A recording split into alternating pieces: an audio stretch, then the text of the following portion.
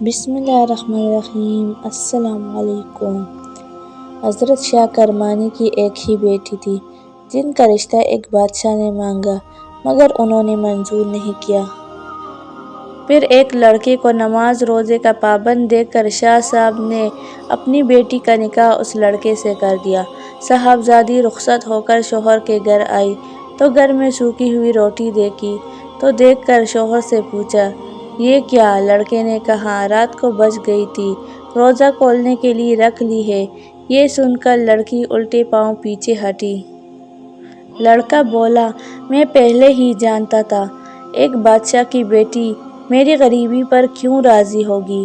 لڑکی بولی، بادشاہ کی بیٹی غریبی پر ناراض نہیں بلکہ اس پر ناراض ہے کہ تم کو خدا پر بھروسہ ہی نہیں، اور مجھے اپنے والد پر تعجب ہے کہ مجھ سے تمہارے متعلق یہ کہا، بڑا نیک اور پارسا انسان ہے۔